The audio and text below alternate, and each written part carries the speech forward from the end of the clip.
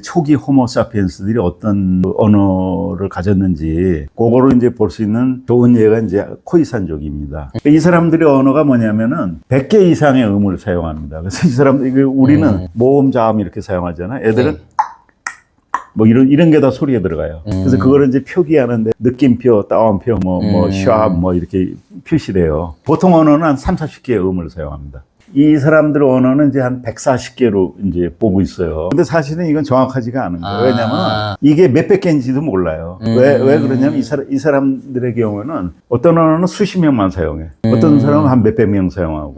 코이산족이 인구가 이렇게 많은 인구가 아니에요. 거의 다 이제 그 사람들이 소멸해갖고 아주 소수의 부족으로 남아있는데도 아프리카에 군데군데 퍼져 있지만은 남아프리카 이런데. 네네. 근데 그 사람들 언어가 140개나 되는데 그게 몇백 개인지도 몰라요. 왜냐면 여기 가면 다른 말, 여기 가면 다른 말. 방식은 좀 비슷하지만은 네네네. 그렇게 된 겁니다. 그러니까 아마 초기 인류의 언어도 그랬을지 몰라요. 이제 그거는 호주도 마찬가지고 그 사람들 언어도 이제 공식적으로 알려진 게 250개다 그러는데 뭐 실제로 조금 더 파고들면 700개가 넘는다 이렇게 보기도 해요. 그러니까 같은 족속이고 같은 저건데도 다 조금씩 다르게 얘기하는 거예요. 그러니까 이게 무슨 언어하고 구분된 게 없다는 겁니다. 자기 그룹끼리만 사용하는 거예요. 그러니까 원시 언어도 아마 그랬을 것이다 이렇게 보는 거죠. 그래서 그런 식으로 한다면은 수렵 채집이 이제 코이산족이나 에버리지나 이런 사람들을 그래서 이제 대략 봐서 최대 집단은 한 2,000명. 그러면은 이제 당시의 세계 인구가 1,500만 명 하면은 대략 몇 개냐면 한 7,500개 정도의 언어가 있었다는 계산이 나오죠. 어림짐작으로. 그래서 이건 어디까지나 추측입니다. 네. 그러다가 이렇게 이제 많은 원시 언어입니다. 그러니까 아까 전일적 언어가 음악적 요소가 갈라지고 그게 이제 어느 정도 문장을 갖춘 언어가 되는데 그게 한 수렵 체집이면은 한 몇천 개가 됐다가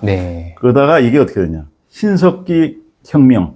다시 말해서 농업혁명입니다. 12,000년 전에 해빙이 되면서 그거 되면서 싹 소멸했다고 보고 있어요. 싹 소멸했다고. 왜냐면은 엄청난 인구 이동이 있었거든요. 전쟁이 생기고 농업 이제 이게 되면서 막 교역이 되고 확산이 된 겁니다. 급속으로 막 섞여버린 겁니다. 그래서 그 원시 언어는 몇십 명, 몇백 명 기껏해 2,000명이 쓰던 언어는 다 소멸이 돼버린 겁니다. 그 흔적이 없어진 거죠. 그러고서 언어학자들이 지금 분석하기로는 현재 남아있는 현존 언어들의 전부 다 그 이후 다시 말해서 12,000년, 한 10,000년 이후에 다 생긴 언어들이지 그 이전 언어가 아니다. 원시 언어는 지금 흔적이 없어졌다는. 희한하게 남아있는 게 아마도 코이산족이 이건 온갖 소리를 섞어서 하는 그런 언어일지도 모른다. 그래서 이제 보면은 지구상에 현재 남아있는 언어의 수가 이제 한 7,000개라고 그래요. 7,000개인데 지금 이제 다 거의 소멸하고 있죠. 그렇죠. 이 7,000개에는 뭐가 빠지냐면 방언이 빠진 겁니다. 방언, 사투리죠. 그 사투리의 기준은 지금 우리가 어떻게 보냐면은 문법하고 어휘, 단어죠. 단어의 70% 이상이 같으면 같은 언어로. 우리나라 뭐 제주도 말로 당연히 같은 말이지만은. 그렇지만 굉장히 틀린 말 같지만은 단어나 문법이 70%가 같은 언어로 보고 있는 거예요. 그러니까 그걸 빼도 약 7,000개의 언어가 지구상에 20세기쯤에 그 정도 있었는데 지금은 이제 상당수가 소멸이 됐죠. 통신의 발달로 한 언어만 쓰다 보니까 그런 생각도 있고. 그래서 지금 한 7,000개가 되는데 그 중에서 이제 압도적으로 많은 거는 인도 유럽어입니다. 영어, 불어, 도어 뭐 이런 것들이죠. 인도 이런 것이죠. 그래서 이거는 지금 440개 언어가 있고 전 세계에서 약 40억 명이 이 말을 쓰고 있어요. 지금 인구가 이제 한 80억이라고 했지만 절반이 인도 유럽어를 압도적으로 많은 언어입니다. 교수님 잠깐 제가 무식한 질문 하나 해야 될 것 같은데 인도 유럽 어족이라는 말 이게 어떻게 하나의 카테고리로 묶였지라고 계속 생각이 드는 거예요. 왜냐하면 지리적으로 보면 인도하고 유럽하고 이렇게 떨어져 있는데 이게 어떻게 하나의 어족이지? 뭐냐면 이제 언어학자들이 19세기에 이제 언어학자들이 언어를 분석을 했어요. 단어라든지 이런 걸 분석해서 공통점이 있는 거예요. 그 인도말하고 옛 인도말이죠. 브라만이나 이제 이런 지금 현재 이제 드라비다나 검은 색깔이 그 섞이기 전에 이제 이제 아리안족이라고 그러잖아요. 아리안족이 이란이라는 얘기입니다. 이란, 인도, 그다음에 서양의 모든 언어의 모태가 되는 거, 요것들이 이제 한 몇천 년 전에, 한 7,000년, 6,000년 전에 생겼다 그랬어요. 기존에 이제 두 학설이 있었어요. 하나는 아나톨리아 지방에서 목축을 하던 사람들, 거기에 마차라든지 이 목축하고 관련된 단어들이 많아요. 네. 그래서 그렇게 이제 그 기원이 나왔던 건데, 하나는 아나탈리아, 지금은 이제 터키입니다. 네. 거기서 시작됐다는 설하고, 지금은 이제 우크라이나 지방이죠. 네. 그 스텝 지대에서 시작됐다는 설이 두 개 있었는데, 지금 후자가 거의 맞는 거로 돼 있어요. 그래서 한 6,000년, 7,000년 기원전인가? 네. 자, 그때 네. 이제 퍼진 거죠. 그래서 그 가운데에서 왼쪽으로 가서 유럽, 그렇죠. 오른쪽으로 가서 인도로 그러니까 퍼졌다. 이 기존의 유럽어를 이제 다, 기존에도 유럽어가 있었는데, 그 로컬. 있었는데. 이제 그게 다 유럽 어족이 확산되면서 전부 다 이제 그 언어가, 현재는 상당 부분이 그 언어가 됐다는 거죠. 공통점이 있습니다. 거기에 보면은. 성 같은 거, 브루그라고 그러잖아요. 네. 스트라스부르. 근데 네. 영어에 무슨 버러 그러잖아요. 버러, 뭔지 뭐 이런 거. 에딘버러. 뭐 스카버러, 뭐 이런 거. 뭐 그런 거라, 그런 이제 공통점이 있습니다. 유고슬라비아 같으면, 그라드라는 거, 그 레오그라드, 뭐 벨그라드 뭐 그러잖아요. 네네네. 그런 거라든지. 공통점이 있습니다. 그래서, 얘 공통점을 보고 이게 어원이 같다 하는데, 그거는 상당히 맞아요. 상당히 근거가 있고, 일반적으로 받아들이고 있는 저겁니다. 근데 이제 반면에, 우리 우랄 알타이어라고 그랬잖아요. 네. 19세기 러시아 계통의 이제 외국학자들이 이렇게 해준 건데, 네. 우랄 알타이 어족이라는 거는 지금 이제 많이 흔들리고 있어요. 우리는 우랄 알타이 어족이라고 그랬잖아요. 되게 잘못된 견해로 이렇게 보고 있어요. 왜냐면 그게 중앙아시아나 이런 데 섞여 살았기 때문에 이 인접에서 이렇게 서로 영향을 받은 거지, 공통점이 별로 없다 하는 얘기입니다. 인도 어족 같은 건 단어상의 어떤 뿌리가 뚜렷이 있어요. 그 공통점이 있어요. 근데 우리 퉁부스어는 몽고, 만주어거든요.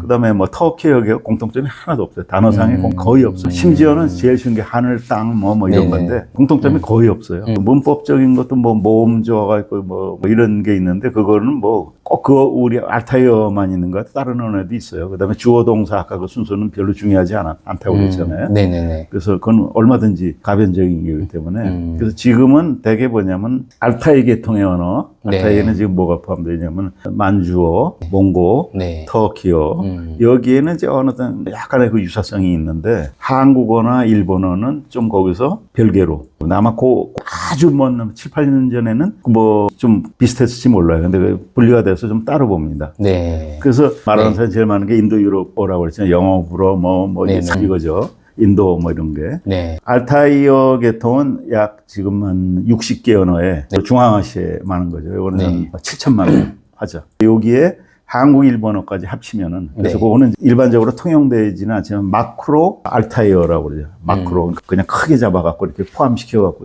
그러면은 이제 한 2억 5천 명. 그 다음에 이제 그럼 이제 숫자상으로 체계되는 어디냐? 언어의 숫자가 많은 데는. 네. 뉴기니. 이제 뉴기니는 이게 뭐냐면은 820개 언어가 있어요. 그 조그만 섬에. 그 다음에 인도네시아, 파푸아 뉴기니만 그렇고, 인도네시아에도 뉴기니가 있거든요. 네. 거기까지 하면은 약 1,100개나 됩니다. 1,100개. 근데 네. 이거는 정말 엄청난 거예요. 왜 그러냐면은 인구가 750만 명밖에 안 돼요. 뉴기니 인구가. 근데 세계 언어의 약 15%가 뉴기니요. 뉴기니가 이제 그 높은 산악이라든지 뭐 강이라든지 그 섬은 조그마지만은 그게 네. 어떤 자연 장벽이 많았던 거예요. 그래서 이 사람들이 쓰는 언어는 대개 한 3, 40km마다 말이 달라지는 거예요. 3, 40km마다. 근데 그게 방언 수준이 아닙니다. 완전히 다른 말이에요. 어족이 24개나 있어요. 어족만 우리 이제 24개. 우랄 알타이, 알타이죠. 인도 여러분 그런 어족이 있잖아요. 그게 24개. 문법이 전혀 틀린 겁니다. 그 언어가 1,100개나 되는 거예요. 그 조그만 섬에. 그래서 여기는 말하는 사람도 한 언어를 뭐 3,000명, 어떤 건 몇백 명도 되고 이렇게 되는 겁니다. 그래서 이 문법 어휘가 완전히 어떤 거는 한 100명 쓰는 언어도 있고. 여기서 우리가 중요한 게 뭐냐면 유기니에서 알 수 있는. 근데 이 언어가 이제 거의 지금 사라지고 있죠. 이 언어가 없어서 우리나라 한글 뭐 이렇게 쓰고 그런다. 그러면 이제 이 언어들은 이제 점차 없어지는 겁니다. 아쉽게도. 그게 좋은 건지 나쁜 건지 모르겠는데. 여기서 우리가 중요한 거는 이 유기니 사람들은 유전적으로 굉장히 비슷한 사람들이죠. 유전적으로 굉장히 비슷한 사람들이. 언어가 이렇게 틀려. 뭘 얘기하겠습니까, 이거는? 뭘 얘기하는 걸까요? 언어하고 네. 유전적인 거하고는 네. 그렇게 밀접하게 관계가 없다는 얘기. 물론 그 관계는 있지만은 유전적인 이거를 언어로만 따져서는 큰일 난다 그 얘기입니다. 큰일 난다기보다는 언어로만 따지면은 아주 잘못될 수가 있다는 겁니다. 가령 예를 들죠. 불어 프랑스어 네, 있잖아요. 네, 네. 프랑스어 이제 지금은 몇 개국인지 모르는데 한 80년대, 90년대는 한 40 몇 개국이 불어를 썼어요. 불어를 쓰는 나라가. 네. 우리가 영어가 다 쓰는 줄 알았는데 네네. 영어가 이제 인터넷 때문에 요새 많이 쓰는 거지. 네. 뭐 그전에도 많이 쓰긴 썼지만은 네. 불어도 만만치 않습니다. 스페인어도 얼마나 많이 하는 나라였어요. 그쵸. 그죠? 네. 인구로 봐서 만만치 그쵸. 않은 겁니다. 네. 물론 이제 중국어는 더 많겠죠. 한 10억이 넘으니까. 네. 중국어보다도 인도 유럽어 같은 것이 더 많다고 그러는데. 그래서 뭐 영어는 이제 불어를 보죠. 아프리카 뭐 가봉 뭐 세네갈 이런 데 다 불어를 쓰거든. 알제리 같은 데는 모로코 같은 데는 국어나 뭐 사회 뭐 이런 거는 저기 뭐 종교 이런 걸 학교에서 아랍어로 하지만 수학 물리 이런 거 다 불어로 가르쳐요.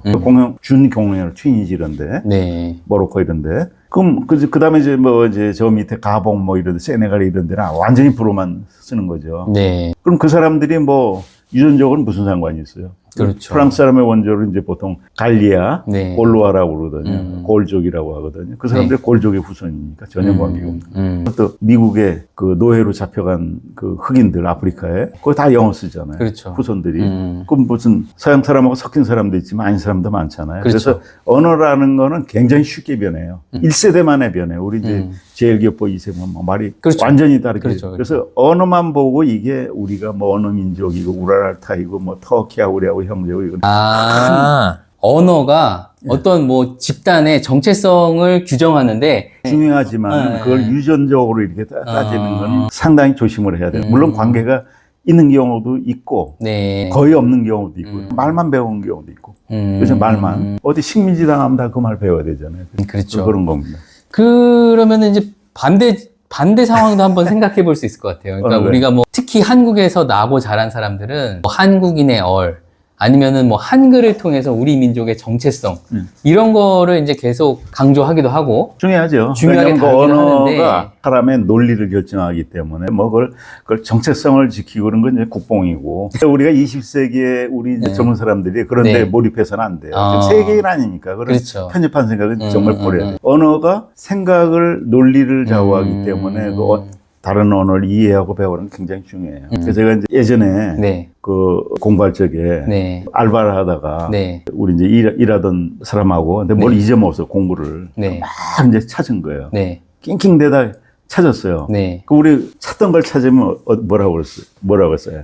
찾던 걸 찾을 때요. 처음에 일성이 일성이 찾았다. 야 찾았다. 네. 그래서 이제 그 친구가 그대로 얘기하면 쌈은 뿔레 볶고 그래 불어로 깜짝 놀랐어요. 그렇게 직역을 하면 그것이 나를 기쁘게 하네. 그래서 그 얘기를 듣면서 머리가 뻥한 거예요. 야 저렇게 생각을 할 수가 있구나.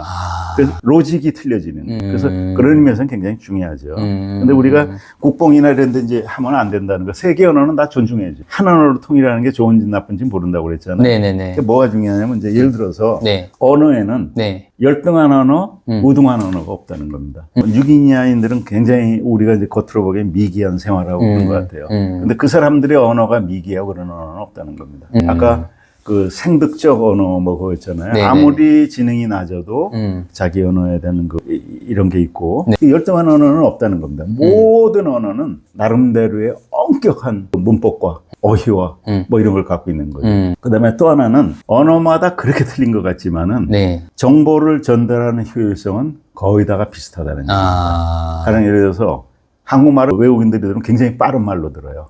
말을 빠르게 하는 거로 들어요. 일본 말이나 스페인어나 이태리어나 이런 거는 빠른 이렇게 첫눈 사람은 말을 굉장히 빨리 한다 이렇게 듣거든요. 근데 이제 예를 들어서 좀 늦게 얘기하잖아요. 독일어도 늦게 하는 편이고. 근데 거기서 전달되는 메시지는 단위 시간당 네. 비슷하다는 얘기입니다. 예를 들어서 일본어 같으면 1초 동안에 한 7.8 음절, 네. 한 8개 이 음절을 얘기하는데 중국어는 한 5개밖에 얘기 안 하는데 그 전달되는 정보의 양은 비슷하다는 얘기죠. 일본어를 비하하면서 그 걔네들은 받침도 없고 뭐 50개밖에 그렇죠. 얘기하죠. 그러면 잘못된 게. 저 진짜 일본어 그 말씀하시니까 제가 또 생각났는데 우리가 흔히 막 일본을 비하하거나 약 올리거나 이럴 때 맥도날드 그 발음을 많이 예를 들어요. 그래서 우리는 맥도날드 이렇게 발음을 하는데 마크도나르도. 일본에서는 마크도나르도 이렇게 받침이 없다. 이런 얘기를 하면서 일본을 비하하기도 하더라고요. 근데 제가 이제 한 20살? 이 무렵으로 생각이 되는데 그때 제가 어떤 생각을 했냐면은 가만히 있어봐. 받침을 하지 않고 자기들이 하고 싶은 말을 다 전달한다?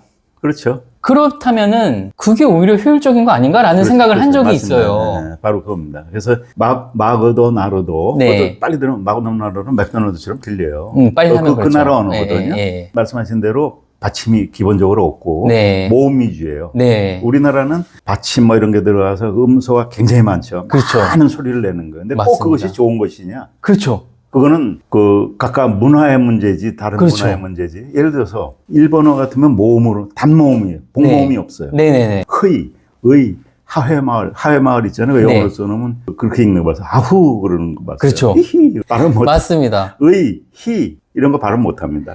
그때 한국 발음이 영어로 쓰면은 네. 제일 힘들어요. 그렇죠. 한국 축구 선수 이름들 외국 방송에서 이렇게 들으면은 뭐 무슨 네. 얘기인지 누구 이름인지 헷갈려. 하나도. 제가 그런 적 있거든요. 제가 미국에서 뭐 어떤 공공기관에 처리할 일이 있어서 갔는데 거기 이제 담당자가 제 이름을 부른 거예요. 네. 근데 저는 아무리 기다려도 1시간을 기다려도 제 이름을 안 불러서 나는 오늘은 일이 처리가 안 되나 보다 이런 적이 있었거든요. 네. 거기서 중요한 키포인트가 있습니다. 이게 어느 나라 언어가 지금 방금 말씀 네. 좋고 나쁘고 열등하고 이건 하나도 없다. 그거는 정말 잘못된 생각이라는 거죠. 예를 들어서 일본어 발음 같으면은 네. 굉장히 에너지가 적게 드는 언어. 맞습니다. 제가 그 에너지가. 말씀 드리고 싶은 거예요. 그다음에 단순한 모음으로 하기 때문에 네. 일본어 모든 단어는 네. 영어로 쓰면 세계인 누구나가 읽고 있어요. 그러니까요. 우리나라는 그게 뭐 농협, 그렇죠. 뭐 한화 뭐 이렇게 하면 발음하기 힘들어요. 그래서 그렇죠. 다 뭐로 씁니까?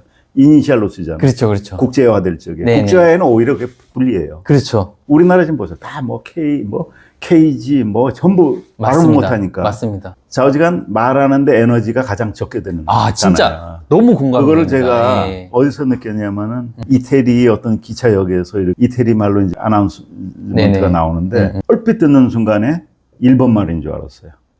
이태리어가 네. 뭐 일본어처럼은 아니지만 주로 모음이죠. 한짠 다 모음으로 끝납니다. 대부분이 뭐 이렇게 이런 것도 좀 있지만 자음으로 끝나는 거 있지만 대부분이 모음으로 끝나요. 그래서 얼핏 들으니까 소리로 들어서 이게 일본어인가 그런 생각이 들었어요. 그래서 언어에는 우열한 언어, 저열한 언어, 뭐 이런 게 없다. 그겁니다. 네. 그다음에 전달하는 저거는 정보의 양은 단위 시간당 거의 비슷하고 문화의 차이고 어떤 이제 이런 거지. 네네. 그래서 세계인의 모든 언어는 참 위대한 거고. 그래서 다음 시간에는 네. 한일어가 처음에 어떻게 생겼는지. 한국어 1억? 그런데 관심이 많잖아요. 그렇죠. 우랄 알타이어는 뭐고, 네네네. 알타 그런 게 과연 어떤 건지, 유럽어는 어떻게 됐는지 좀 구체적으로 보고, 네. 그 다음에 또 한글의 날기니까, 네. 한국말에 이제 뭐 어떤 점을 개선하면 좋겠다. 그런 시간 한번 말해요. 요 시리즈의 후속으로. 지금 이런 적은 거의 처음인 것 같습니다. 저희 교수님께서 드디어 한 3, 4개월 만에 특집을 먼저 제안해 주시는 경우가 생기네요. 반갑습니다. 네. 기대하고 있겠습니다, 교수님. 그러면 앞으로 당분간은 저희가 언어 쪽을 한번 파보겠습니다. 여러분들도 혹시 언어에 대해서 궁금하신 점, 알고 싶으신 점 있으시면 댓글 남겨주시면 저희가 같이 한번 파보도록 하겠습니다. 오늘도 저희 재밌는 말씀 감사합니다. 고맙습니다.